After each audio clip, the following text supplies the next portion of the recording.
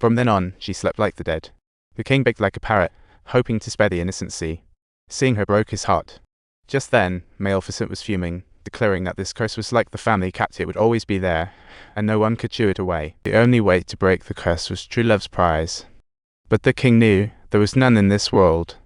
So to prevent the curse, he ordered all the counterfeits to be destroyed and locked away. Then he handed the baby princess over to 3 peace-loving fairies to take the princess to the countryside until her sweet 16.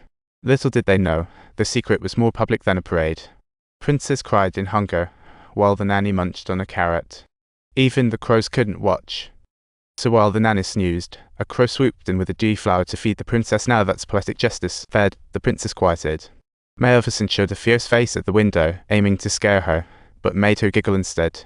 Not willing to admit defeat, the princess cleverly retaliated with a remark, and Maleficent left, thoroughly inflated with confidence, but she hadn't ventured too far away just yet. She quietly watched the girl. Time flew, the princess learned to walk. Maleficent fixed a trash tree by humans. The little princess crept up behind her, trying to act all noble to shoo her away, but instead she plopped down and hugged her like a talk about being outmatched. With no choice, she picked up the princess. The princess poked at her claws curiously. Despite disgust, Maleficent's heart melted.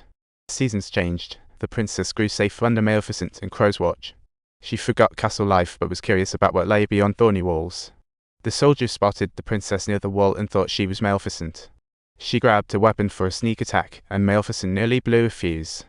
She turned crows into fierce wolves to guard Princess, then cast magic, sending soldiers packing. The crows were puzzled. They meant to get back at that loser king but ended up as the princess' personal babysitters. Could it get any more ridiculous? Maleficent didn't explain, just half-turned, and cast a spell to send the princess to sleep. She led the princess through the thorny wall into the moors, but, fearing she might scare her, hid quietly to release the spell. When the princess woke up, she was completely taken in by the beautiful scenery, happily playing with the fairies, but they were baffled. Maleficent's temperament was unpredictable. The fairies vanished at the slightest fright. Seeing the shadow, the princess encouraged, "Don't be scared, come out." Upon hearing this, Maleficent emerged from the shadows, surprised she wasn't feared. She excitedly exclaimed, "I know exactly who you are. You're my fairy godfather, indeed." Maleficent was bewildered, not realizing the princess had sensed her all along and knew she had been silently watching over her, even the crows. The princess was over the moon. Everything was as she'd imagined, and Maleficent felt her heart stirring deeply. She saw her past in the princess. Though hurt, what did it matter with this girl? Regret filled her as she saw the sleeping princess.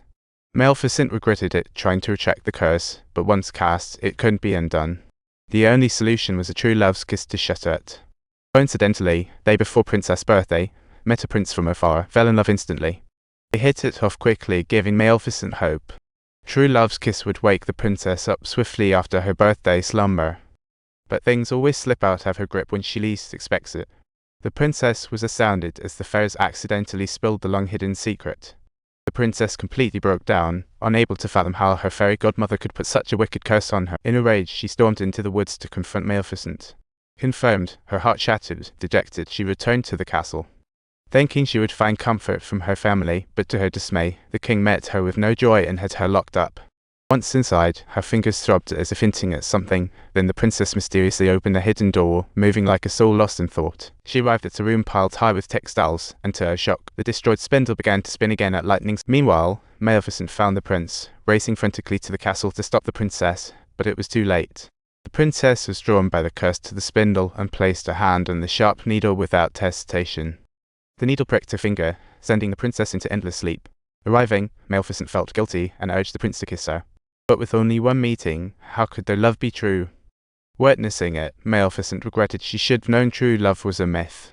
Maleficent kissed the princess' forehead, and lo and behold, a miracle happened. True love's kiss doesn't always mean a boy and girl kiss. The love she felt for the princess was, after all, one of the purest loves in the world. It was a heartfelt and sincere emotion without any conditions or expectations, completely selfless. Maleficent's love ultimately awakened the sleeping princess, her spirit shining bright as if the sun had burst through the clouds. The princess opened her eyes, seeing Maleficent and feeling her warmth and support, understanding deep down that she had found the answer. All felt like a dream.